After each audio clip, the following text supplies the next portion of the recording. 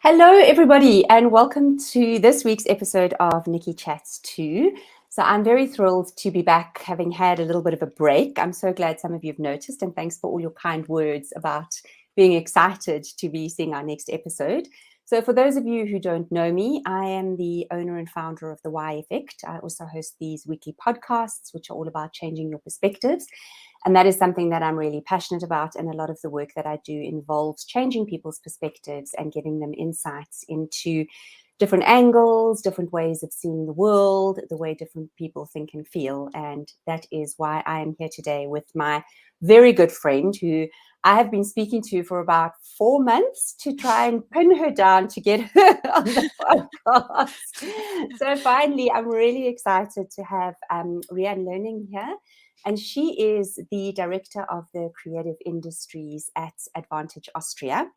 And her job is to internationalize programs for the Austrian creative industries. And Advantage Austria is the trade promotion and innovation agency that operates globally and really looks at creating connections with Austria and the rest of the world. So yeah, she's got the most fantastic job in the world, and I'm really happy to have you here. So Reanne, thank you for being here and welcome. Thank you so much for the invitation, and I'm so happy to be here and to see you again. Thank you. It's great. I'm really excited, and I'm just going to jump straight into it. So, Reanne, what is the creative economy? Because I mean, I come from a creative industry, so I've worked in advertising and communications for most of my career. So I understand it from that perspective. And probably about 3 or 4 years ago, I came across this concept of the creative economy for the Mhm, first time. Um, for the first time in my life. So I'm really interested to get a better understanding of what the creative economy is mhm, and why is it so important? mhm. Thank you very much. So, from my personal perspective, the notion of creative industries sums up every aspect of the economy that makes life more beautiful. As- that's why I love my job so much. You already mentioned it, but yeah, I really love my job because I have to do with so many great aspects of culture and economy, creativity. It's really interesting, but of course there is much more to it than Mm, just that, than just beautiful things and the nice areas of life. I think for me, creativity and innovation are like central pillars of the overall economy. And I think, in spite of the multiple crises we have been going through and we still find ourselves in these days, I think the creative industries really plays a central role in the overall economy. They have a big like central crossover effect on mhm, all different branches, sectors, and they also have a big influence on the growth of the economy. So they especially in times when you need to be like flexible, like now, I think the creative industries are also like a problem solver and like a mhm, positive change enabler, so to say. So also startups, employment and innovation are strongly influenced by the creative economy. And mhm, to give you a concrete example, for example, in Austria, where I am based, the creative industries is quite huge. So we have more or less 170,000 employees working in the creative industries. And together they generate an annual turnover of more than 25 billion euros. So it's really a very big and important aspect of the economy. And 11% of Austrian businesses are active in the field of creative industries. And I did some research, and I saw that in South Africa, for example, it's even bigger, Mm. because in the cultural and creative industries, they contributed 5.6% to the GDP before the crisis, before the pandemic. Mhm. And it's Mm. also very present there. So yeah, it's really a factor that you can't underestimate. You shouldn't underestimate. And yeah, of course, we have been going through quite difficult times, and also Mm. working in the creative industries have been experiencing a lot of challenges and a lot of difficult situations ever since the beginning of Mm. the pandemic. But at the same time, I think it was also a reason why the creative economy has even become stronger, because they have so people working in the creative economy, they have very particular problem solving skills, and they need to be really flexible and respond to situations. Mm. And I think they're in general really good at that. And I think they have also contributed a lot to finding solutions to today's challenges. And yeah, one of the nicest things I have heard over the past month was that people were saying that the creative industry is, or creativity in general, is the raw material of the future. And I think it Mm. really summarizes it really well. I think this is really the case. And yeah, I think the creative industries, especially over the past 2.5 years, have become more and more relevant and important. Mm. And yeah, this central role of positive change enabler has made the difference. And what I also think is that here in Austria, and I think this is the case in general, the creative businesses are really small. So around 70% of creative businesses are one single person businesses. So those are Oh, people wow. that Mm. cover everything by themselves. So Mm. they do the actual creative work, but they also do the marketing, the communication, Mm. the Mm. financing. And I think they have to be really flexible, and that's what helped them over the past years as well. So and this also helps other sectors, because they bring this positive influence. And yeah, Mm. I think other sectors can learn a lot from the creative industries when it comes to finding solutions and being flexible and adapting to new Mm. situations. Mm, absolutely. So I think it's really interesting what you're saying about, I mean, this concept of it being a raw material. I mean, I love that analogy. I think it's wonderful, and I'm definitely going to use that, and change enabler, because I think those are very powerful. So, Reanne, just when we talk about creativity, Mhm. people often tend to box creativity as being painting, drawing, sculpting, graphic design, writing, music, Mhm. all of those sort of things. What, in your mind, is when you talk about creativity Mhm. and, let's say, creative thinking or how do you define creativity? Yes. Well, when you look at official definitions of the Mm. creative economy or creative industries, it's not that easy, because there are many different definitions Mm. that are in different situations and in different countries. People tend to use different definitions as well. So, for this reason, it is also really hard to make comparisons between countries or even within a country, because the statistics available often talk about something completely different from Mm. Mm. what we understand under the notion of creative industries or the creative economy. But for me personally, actually, it could be everything.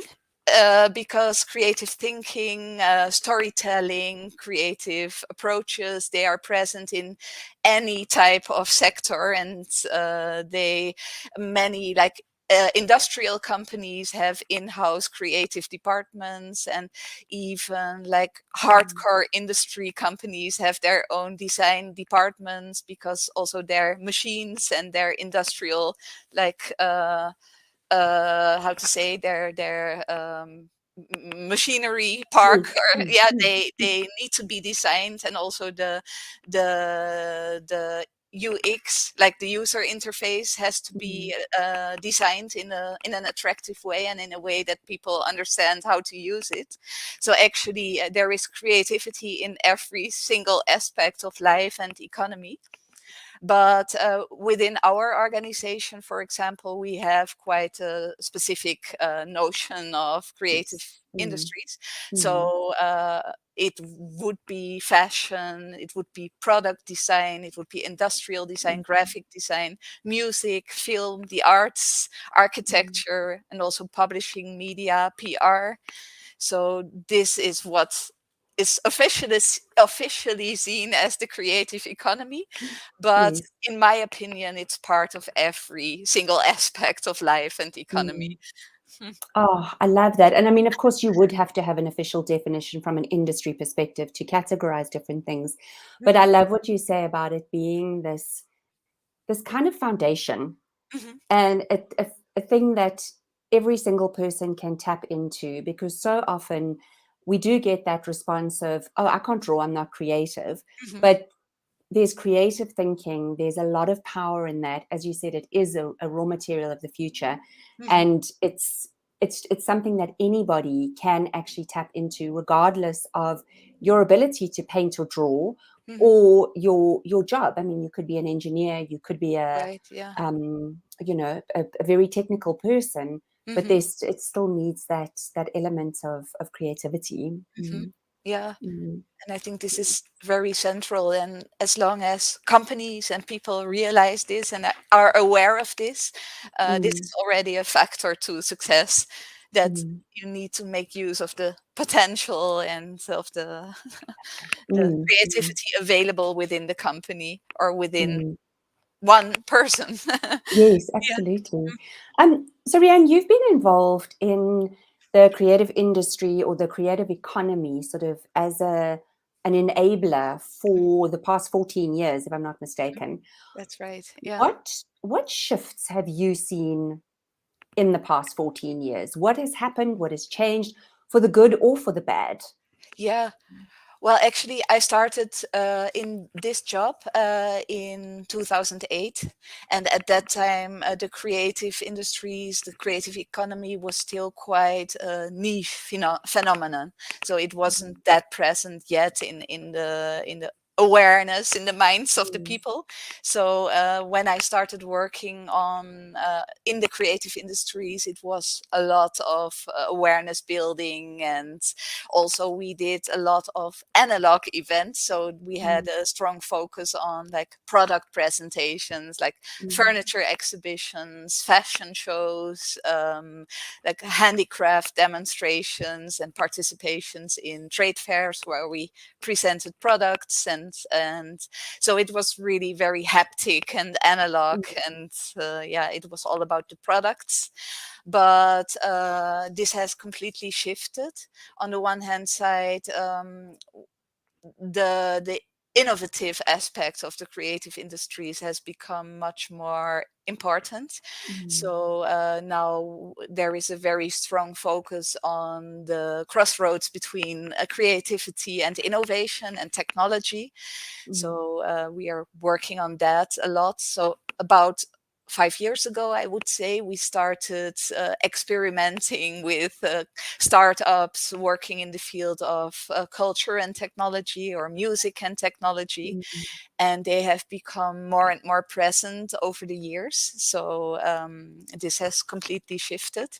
So we, of course, also the analog and the haptic products are still present and still important, but mm, we now have this shift from products you can touch to software and like Mm. technology-based offerings. And also in the past year, we have done a lot in the field of NFTs, non-fungible Yes. tokens, or Mm. also the metaverse. Mm. This is an entire new world that is offering a lot of new opportunities. And we are also still learning because it's all very new and Mm. interesting and fascinating. But this has been a big shift. And at the same time, also like tools from the creative industries like storytelling or creative thinking, design thinking, have become more and more present also within other sectors. So it Mm. has become like an overlapping sector more and more, Mm. with different verticals and different sectors, with crossover effects. And Yes. yeah, but what we have also seen over the past 2 years, now in times of yeah, the pandemic and Mm. Mm. crisis, that the appreciation for those haptic products like handmade furniture and high quality products has become bigger again. So people Interesting. tend to appreciate it more again, and Mm. they also are willing to invest more in products that have longer lives and that have a higher quality. So I have the feeling that it's coming back again. So we are Mm. returning to the analog world, Mm. but also in parallel we have the digitalization and Mm. the big influence of technology. And of course, now That's we have the big interesting. Mm. challenge that people are a bit hesitant when it comes to spending a lot on Mm. fashion or on design. Mm. So yeah, this will be the next challenge, I guess, that will still be here and will be yeah, present for a while. But Mm. yeah, it's That's yeah, interesting that there's many developments. this Yeah, cycle. Yes, that we seem yeah, to sort of go in these cycles, and maybe yeah. it's a different level, as you say, with the technology running in parallel, but we're getting back to a point of being a little bit more analog, being Mhm. more hardcore products and Right. that sort Yeah. of thing, not just staying in the virtual world. Yeah. Okay, so Reanne, the next thing that I want to talk to you about is this link between creativity and tech, Hmm. because that's something that I personally do my utmost to keep on top of, but I really do find it very, very overwhelming. Hmm. So, firstly, can you please explain to me, Yeah. because maybe the people who watch this are cleverer than me, but just briefly, what exactly is Web 3.0? And Yeah. then we can get into the next sort of the connections and talking about things like NFTs and those type of things. Hmm. Yeah. Mm. So the first website in history was created already, I think, 30 years ago in around Okay. 1990, 1991. So Okay. yeah, it has been part of our lives, the internet, for quite a long time Mm. already. And yeah, you can still see it online today. So uh, and when That's I think of it, beautiful. that it has been part of our lives for so long already, it's Mm. almost unbelievable. But of course, this has also been developing over the years. So it's Mm. not a static thing. It's something that Mm. is developing all the time. And yeah, some people believe that a new paradigm for the internet is coming, and they are calling it Web 3.0 or Web Mhm. 3. And this is, so to say, the third generation of the evolution of web services and web technologies. And it is still evolving and it's still being defined. And Mhm. as such, there is not a universally accepted definition of it yet. Okay. But Mm. as far as I understood, because I'm not a real specialist on Fair web enough. 3.0 either, but that that's my impression of it, that people are still discussing what Web 3.0 is exactly. But what is clear already is that Web 3.0 will have a strong emphasis on blockchain technologies and on, like you mentioned, NFTs, and on blockchain based technologies, meaning that it is decentralized. So we are not talking about one central database anymore, but there are many different, like, autonomous parts that work together. So it's a decentralized system. And also machine learning and artificial intelligence is playing a big role in it. So this is getting more and more central. So it's still under development. It's still getting there, and people are still discussing about what it is exactly. But we do know that it's all about blockchain and like artificial intelligence, and how this is going to develop, influence the internet, and how we are working, and how we are doing research, and how we are selling our products, and how we are presenting our products. So yeah, and those are really exciting times because a lot is going on. I mentioned the metaverse earlier on, so this is Yes. also a central aspect of Web 3.0. And also the NFTs, non-fungible tokens. This is also very exciting, I think. We had an event about NFTs 3 weeks ago. Yes. So, and I have to say, I've learned a lot myself, because it's still, there's so much going on, and it's developing so fast that it's hard to catch up and to be up to date all the time. And I think even the specialists, so the true specialists, they say this, that they have to do research and read and stay up to date all the time, because there are so many developments. And yeah, but it's so interesting because, especially in the creative industries, it influences all different aspects of how companies present themselves, how they sell their products, how they establish their companies, how they communicate with the rest of the world. So it's really, really interesting. And I think it's also one of the most, so NFTs, talking about NFTs, it's one of the most fascinating and still things with a lot of question marks, because on the one hand side, you read about people investing millions of dollars in digital art with NFTs, but at the same time, I think around 92% of the people, according to statistics, sorry, have never heard of NFTs and are not aware of what is going on. So it's really, this contrasts make it really fascinating to me. Well, thank you for saying that even the experts struggle to keep up. That makes me feel a lot better. Actually, But yeah. so what talk to me about NFTs and digital art, and Yeah. what is, I mean, I understand that it's based on a blockchain technology, and that this is, I don't know if I'm getting this right, but a little bit of an evolution on cryptocurrencies, or like a next level of cryptocurrency. But what exactly is, because this is a prime example of where we're seeing the strong connection between creativity and technology in things like NFTs. And I mean, if somebody had have said, you spend a fortune on a piece of artwork that actually is not exclusive and doesn't exist, and you can't hang on your wall, Yeah. 5 years ago, or maybe 7 years ago, we would have thought you were crazy. Yeah. So tell me more about NFTs. Yeah. For me personally, so this is the very easy explanation, because I don't want to go in all the details, but because I'm sure I won't get it right.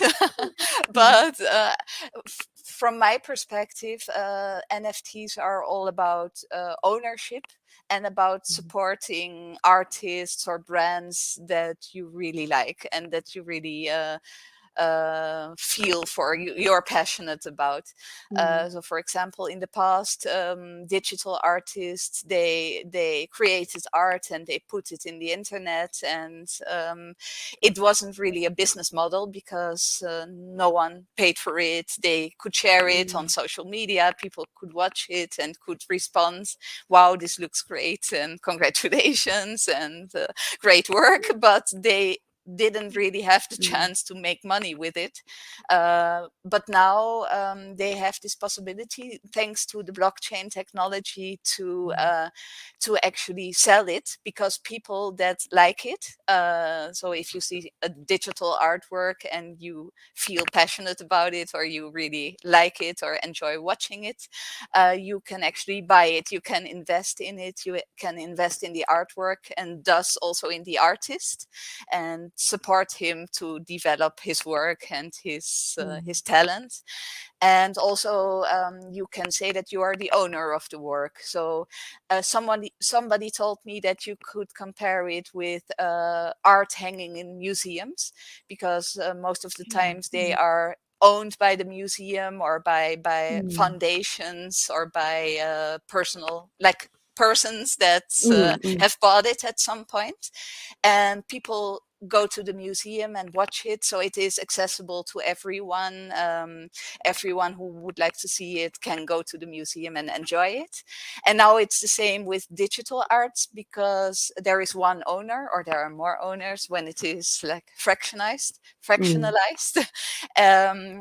But everyone can enjoy it, so everyone who would like to watch it can watch it, but there is one owner, and this owner can be proud of it and can say, this is mine, please enjoy it, but it is mine in the end. And of course, this is also a way for artists to monetize their work. And yeah, I think this combination of ownership on the one hand side and giving artists the possibility to make money with it is very interesting. And it's now also a big trend in the fashion industry, for example. There is a lot going on there as well. Many brands invest in digital representations of their labels. On the one hand side in the metaverse, but also in connection to NFTs. And this also has to do with offering additional advantages to the owners. For example, when someone owns a piece of an outfit in the metaverse, for example, and they can, so the companies, the brands, they have the possibility to add additional services to it. So owners of these virtual products, they will be invited to special events, for example, or they have the possibility to print specific artworks on their actual clothing. So yeah, there is a lot of the connection between the virtual worlds and the real world is key here. And this offers a lot of possibilities. And although people are talking about crypto winter, because the cryptocurrencies aren't doing that well right now. And yeah, the notion of crypto winter is very present, but at the same time, the specialists, this is what I found out at the NFT event, they are quite convinced that this is here to stay, and that this is just the beginning, and that every new development, also like the internet, there was this boom, and then there was the like the breakdown, and then it came back, and now it's like a normal part of our lives. We can't even imagine the life without internet. And most of the specialists think that it will be similar with cryptocurrencies and with NFTs and blockchain technologies. So yeah. Because it creates a lot of, I mean, for me, really interesting business models around these things. And it's a really interesting intersection of where your personal brand also potentially meets a business model. So how do you grow that personal brand and use something like an NFT to help leverage that? Because, you know, I mean, I've come across instances where people have given owners of their NFTs access to personal discussions with Yeah. them, Mhm. or Right. Yeah. events, or physical events, or I Mhm. suppose maybe virtual events as well, but Yeah. where the ownership of NFTs has given you access to Additional. something unique and Yeah.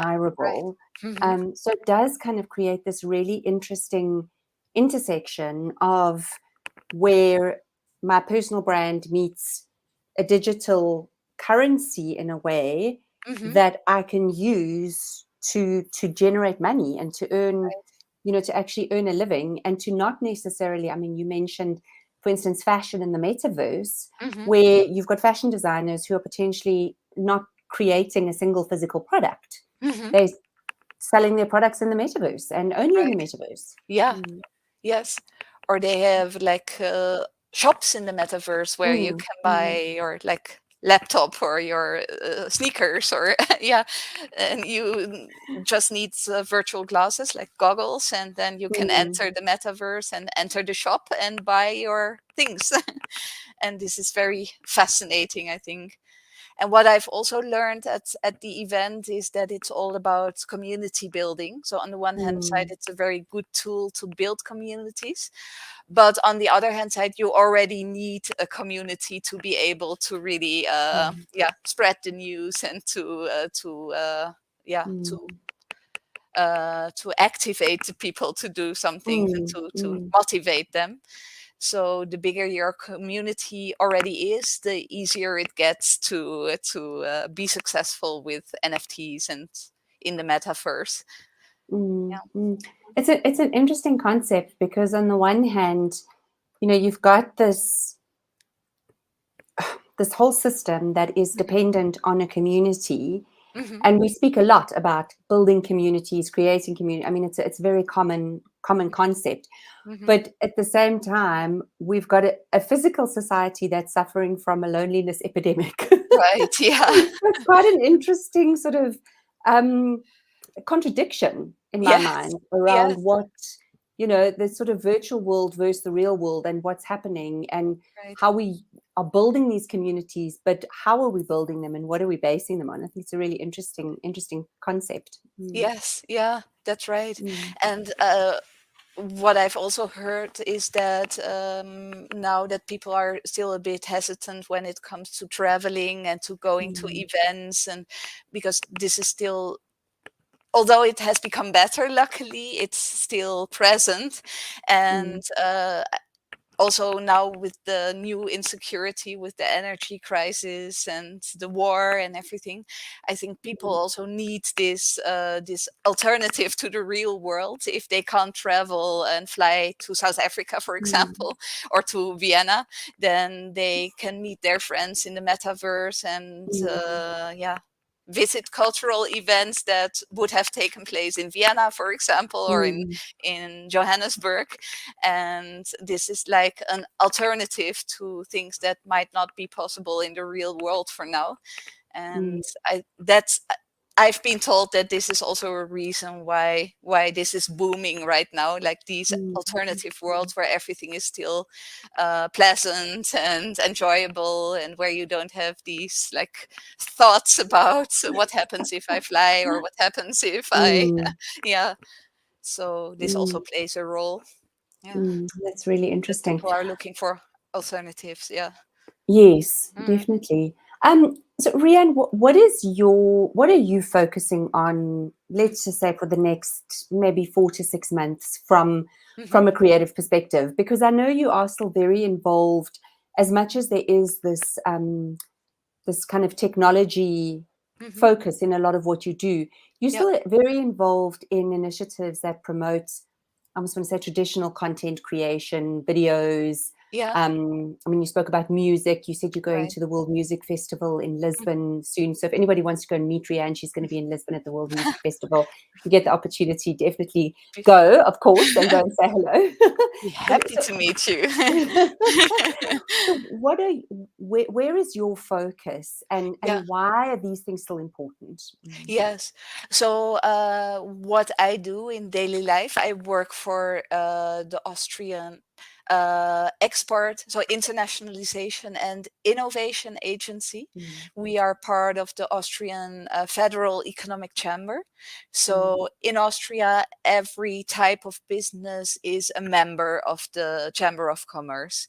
So mhm, that means every new founded business, but also every traditional business based in Austria has to be a member of the Chamber of Commerce. And being the export department, our aim is to support all these companies to internationalize themselves and to conquer new markets, to meet business connections outside of Austria, to mm, offer platforms where they can present themselves and where they can meet relevant people. And we have like a network of 100 offices around the world in many different countries that together cover the whole world. mm, And here in mm. Vienna at the headquarter, we are structured partly in regions and partly in sectors. And within Okay. this structure, I'm responsible for the creative industries. So our main aim is to support creative businesses to be successful outside of Austria Mm, and to meet people that they should meet, that are key important to them. mm, And in order to do this, we closely cooperate with our offices abroad, and mm, we also participate in a lot of events. And yeah, you mentioned the World Music Expo in Lisbon. This is a mm. very good example where we are going next week with a group, a delegation of 25 Austrian companies Mm. and Oh, wow. artists and organizations. We will have like an Austrian venue there, like an Austrian pavilion where they can present themselves and where they can do B2B, business to business Mm, meetings, where they can meet existing and future partners. mm. So this is still very relevant for us to also make use of the like the physical way of Yes. meeting Mm, each other. And in mm, many creative sectors, this is still like the key, the central way of meeting people. Because, for example, in the fashion industry, it's still very important that you can show the textiles and people mm, can mm, experience the texture and the like the models and can try it on. And that doesn't mm. really work in a digital way. And also Yes. these Mm, personal conversations, they remain to be really important. So that's mm, why we are still so we are increasing our efforts again to bring people outside of Austria and to connect them to relevant people in real life. mm. And yeah, the WOMEX is the next thing we are going to, the World Music Expo. Yes. Then we Mm, are also planning an event on the audiovisual industry that will mm, be in Vienna. So we will also invite people from outside of Austria to come to Austria and to experience Austrian know-how, Austrian like products and services, and to get an overview of what Austria has to offer. But at mm. the same time, we also bring know-how from abroad to Austria. Yes. So that Austrian companies can learn from their international counterparts to Mm, see mm, which business models they have developed and how they are working, what their like modes of working and modes of doing business mm, are. And yeah, this is also something I look forward to. mm, And we will do like we will have a new incentive model here in Austria in the film mm, industry, where especially international productions that are being filmed in Austria can profit a lot. So they mm, will be able to get their investments refunded. And so we have very high expectations of that. And that's why we are organizing this film event in mm. January. And also one very important event for us where we go every year is South by Southwest. And Yes. now we're going Mm, back to the technological part of it, mm. because this is I think worldwide one of the biggest Yes. future-oriented Mm, festivals. mm, It takes place in Austin, in Texas, in the mm, United States. And this is actually really interesting because our core audience from Austria are not the creative businesses in the first place, but they are mainly like other Mm, businesses, like big mm, companies, like mm, banks, postal services, like industry. And we mm. bring them to Austin to learn how to use creativity within their businesses. So how creativity can help Yes. them to be more successful nationally and Mm. internationally, how International. to Mm. create new business, how to develop new business models, how to attract new audiences.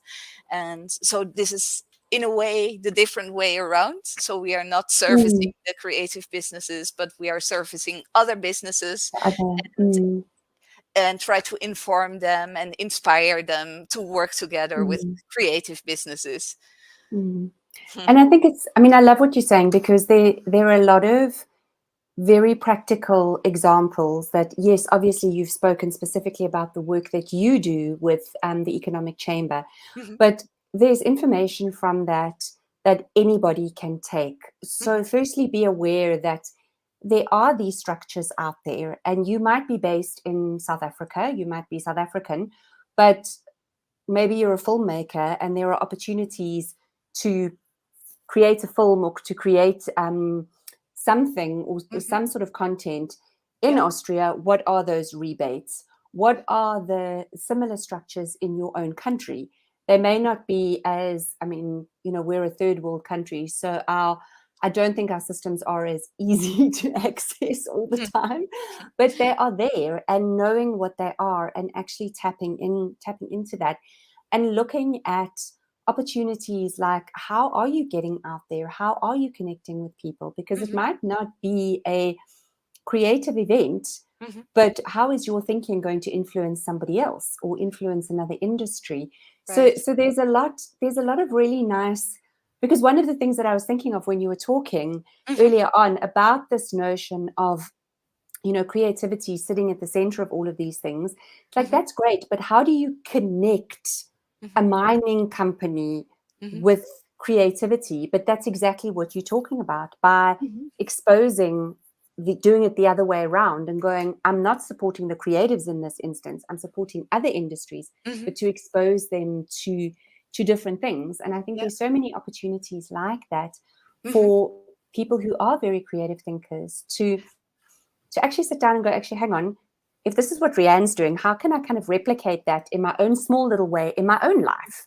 Yeah. Mm. Yeah. No, we are really trying to offer companies the possibility Mm. to change their perspective and Mm. to learn from creative Mm. businesses, but also the creative businesses should also learn from Mm. business people. And so, yeah, Mm. this is very central in our work as well. Mm. Mm. And that was also a very good point, because I have been talking from the Austrian perspective, but of Mm. course it Mm. also works the other way around, because our 100 offices around the world, we have one in Johannesburg, for example. Yes, you do. Yeah, you know them. Yeah. And they are also there to support local people to Mm. connect to Austrian businesses. So if you're Mm. interested in doing business with Austrian, well, it doesn't have to be a creative company. We are covering Mm. all sectors. And if Yes. you're Mm. interested in doing business with Austria, they are also your first point of contact, and they can Mm. support you with finding whatever you need, actually, business Mm. partners or exposure, or Mm. shops where you can sell your Yes. products, Mm. or people that might be interested in buying your Mm. services and using your services. Mm. So yeah, it works in both directions. And Absolutely. And I think it's something we forget, that we do actually have. I mean, a friend of mine is based in Japan at the Mhm, moment as the South African High Commissioner to Japan. And mhm, part of her job is to obviously create improved trade relations between South Africa and Japan. mhm, As you said, you've got offices here. We've got an embassy in Vienna. So there are these sort of international connections, and I think we sometimes forget about them. We get so stuck in our own little worlds and our own little regions that we're not necessarily looking out for these opportunities. right. Rihanna, just before we close out, Mhm. What do you think the future of the creative economy is? What do you see happening? And I'm not going to hold you to this. Yes, this is being recorded and it will be on the internet for the rest of all time. For our lives, yeah. So no pressure. But how do you see the creative economy moving in future, and Mhm. potentially the impact on things like sustainability, Yeah. the green economy, so Mhm. how do you see that playing out? Yeah. Well, I think I expect that the role of the creative economy is getting more and more relevant also in the future. So I think it is still developing. Mm, But I think it will be more and more central in the overall economy, like a central aspect. And looking at the future, well, looking into the past, the recent past, the year 2021, mm, 2021 was already very key to the creative industries, because UNESCO, they declared it to the international a year of the creative industry, creative economy for sustainable development. So mm, this mm, has given it another boost, and a really central position within the economy as a whole, and also as a tool to work on sustainability, to find mm, solutions for current challenges like climate change, or also democratic basic rights, mm, yeah, biodiversity, mm, ocean cleanup systems, so to mm, say. mm, Yeah, mm, so the creative industries, because of this focus in 2021, has become an increasing and even more important role when it comes to sustainability. And I mm, think, as we have discussed before, I think the creative economy is very strong in finding solutions for challenges, and for mm, finding, yeah, new ways to look at things, and to yeah, solve pressing problems, and mm, to look into potential different directions, new perspectives. And I think this is also relevant for the topic of sustainability, and yeah, this will become more and more important also in the future, because sustainability and climate change and climate care absolutely. is Mm, so relevant. I think this will be our main topic in the next years to come. And yeah, I mm, think the mm, creative economy can really contribute to that, to finding new ways to look at things, to find solutions. And yeah, I think this will also contribute to the status of the creative economy as a whole. Mhm. mm. Oh, that's fantastic. I'm thrilled to hear that. And But also, if Reanne, you look, sorry, no, sorry, go ahead. sorry, I just wanted to mention also, when you look at the numbers, or the, like, the how to say, the status of the creative Mm, industries within the whole economy from a global point of view, also the statistics show that it's still very important, and it's still growing and mm, growing, mm, also when it comes to employment. And I even read that in the age group of 90 to 29, mm. most people are working in the creative industries, as when you look at the different sectors. So this is the sector that employs the most people between 19 and 29 years old, That's so meaning that interesting. it is, Mm, yeah. mm, Mhm. So I mm. think it's still growing, and it's yeah, it still has a lot of potential that maybe we don't even think about now yet. I think Yes. we Mm, there will be a lot that will come in the next mm, few years, also as a solution finder, and as we said before, a positive change enabler. And mm, yeah, mm. that gives us a bit of hope that everything will will have a happy end. Happy, Yes, absolutely. a And happy end for we all love a little bit of hope, and we all need it right now. needed. Yes, definitely. Rianne, it has been so wonderful chatting to you. Thank you so much. Likewise, I really enjoyed it. I'm so thrilled, and it's always, I always, you know, I love talking to you, and it's always educational and interesting. And you've shared such fascinating insights, and I'm very grateful. And thank you for everybody who joined us live. And for those of you who are interested in getting a recording, please go to my website and you can subscribe to the mailing list. But thank you, Reanne, for being here. And yeah, I will see you all in a couple of weeks with another episode of Nicci Chats too. So please take care, and we will see you soon. Thanks, everybody. Bye-bye. Thank you. Bye-bye.